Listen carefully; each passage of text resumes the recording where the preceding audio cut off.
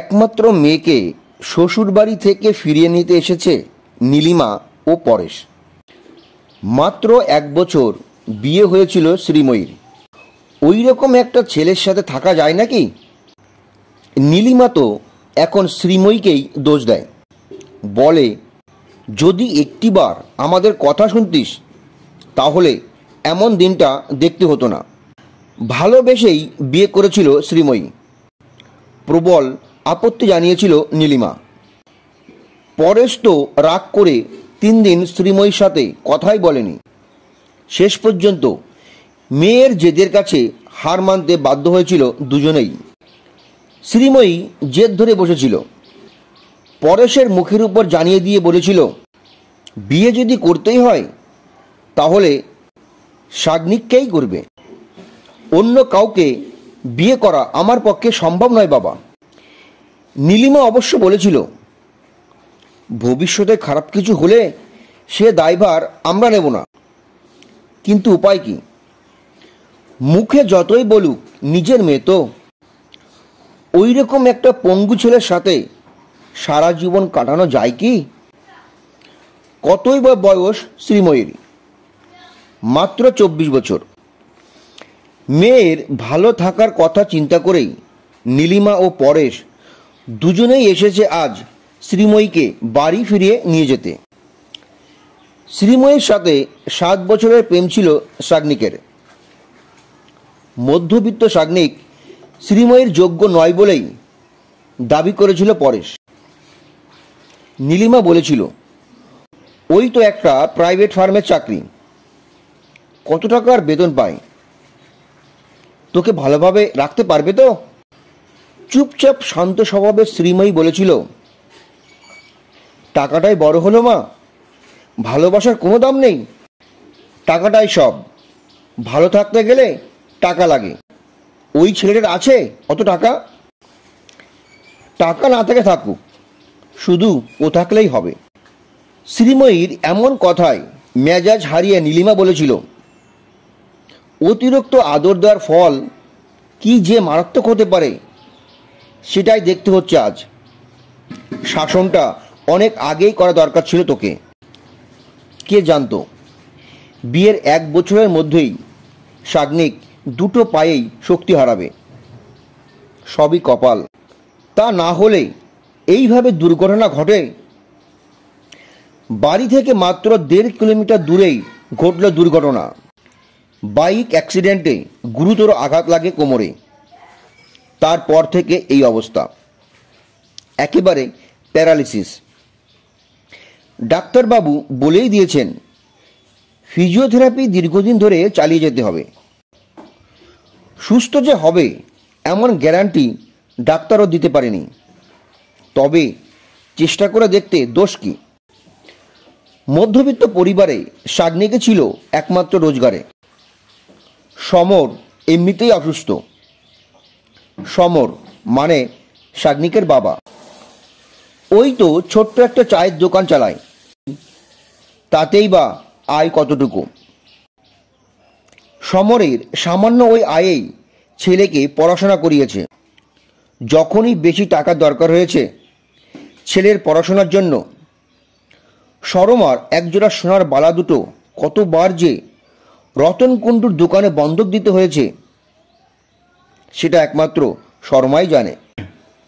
বাবা মায়ের একমাত্র ভরসা ছিল সাগ্নিকই।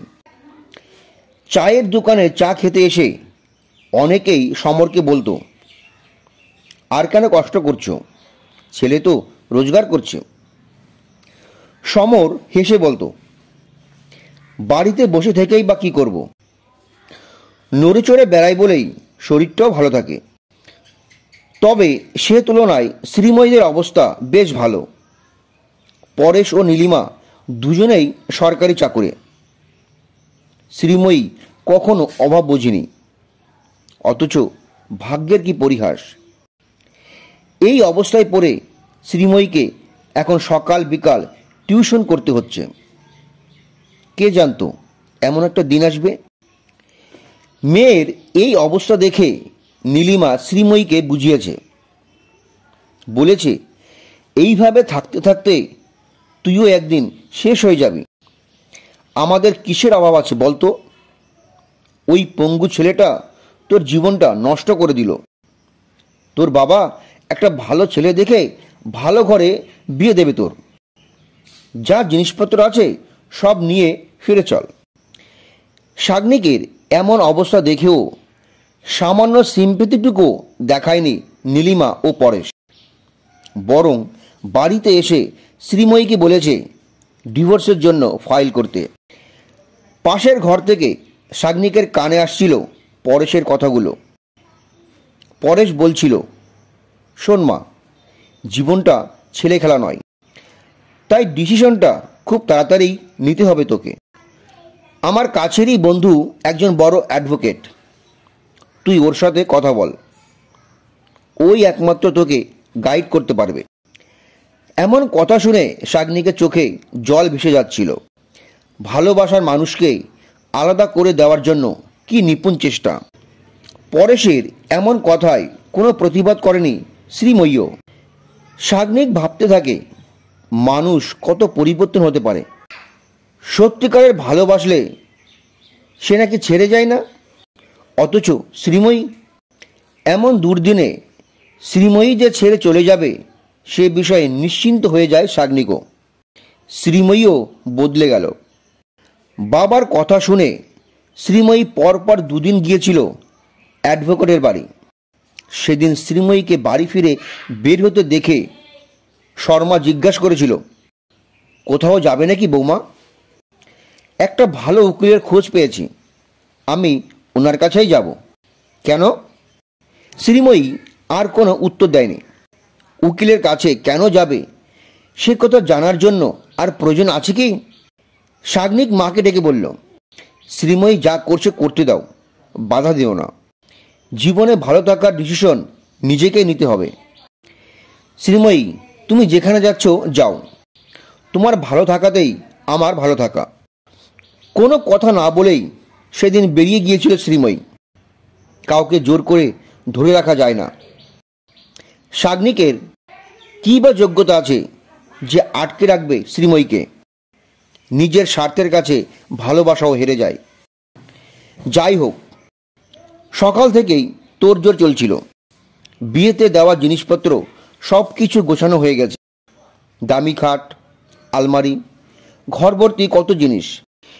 প্রেম করে বিয়ে করলেও শ্রীময়ীকে গয়নাও দিয়েছিল বেশ সাজিয়ে। সেসব গয়না আলমারি থেকে বের করে নীলিমা নিজের কাছে থাকা ব্যাগটায় ভরেও নিয়েছে। শ্রীময়ীর এই চলে যাওয়াটাও মেনে নিতে পারছিল না সমর ও শর্মা। মধ্যবিত্ত বাড়ির মানুষদের এই এক বড় সমস্যা। না পারে কারো কাছে হাত পাততে, না পারে মুখে কিছু বলতে। ছেলের মুখের দিকে তাকালেই চোখে জল এসে যাচ্ছিল শর্মার, কিন্তু উপায় কি? এদিকে শ্রীময়ীও রেডি চলে যাওয়ার জন্য। বেশ পরিপাটি করে শাড়িও পরেছে আজ। শাড়ি পরেছে দেখে নীলিমা বলে, আবার শাড়ি পরার কি দরকার ছিল?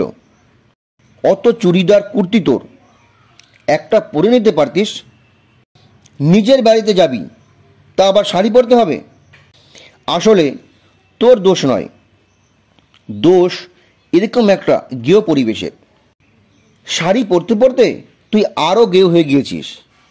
নিজেকে আপডেট করতে শেখ, তবেই না মাথা উঁচু করে বাঁচবি।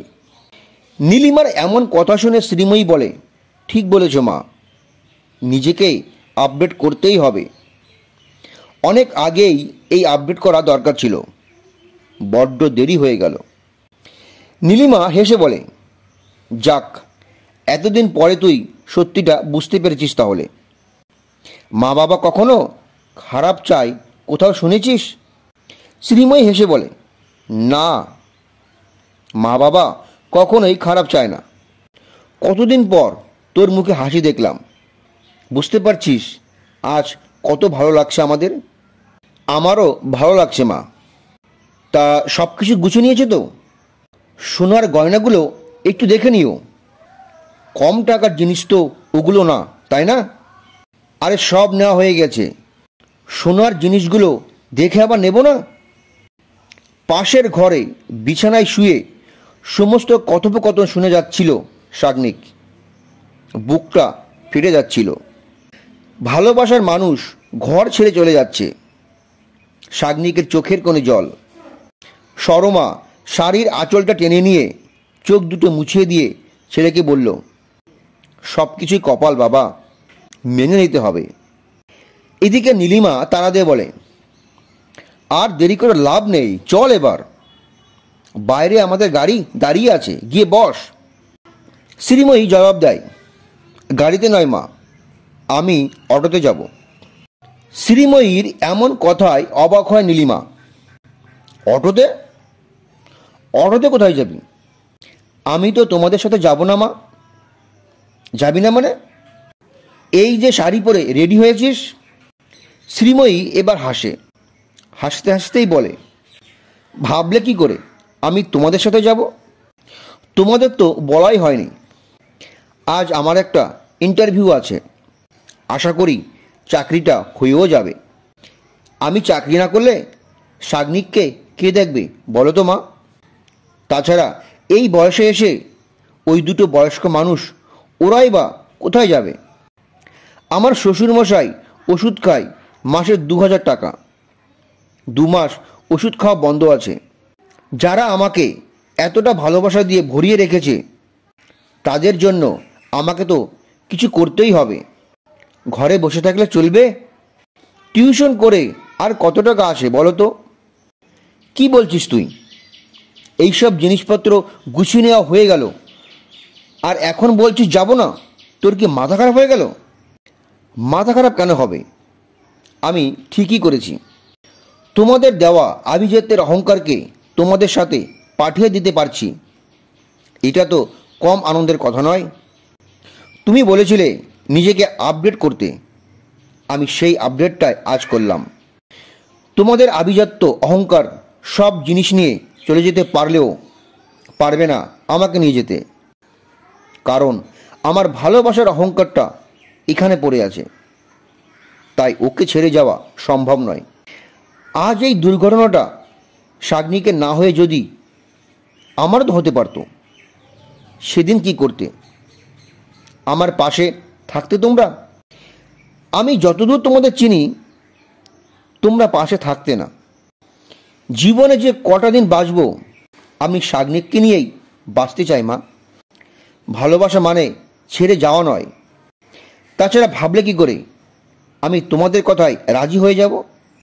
যার হাত ধরে একদিন এই বাড়িতে এসেছিলাম তার হাতে হাত রেখেই সারা জীবন কাটিয়ে দেব।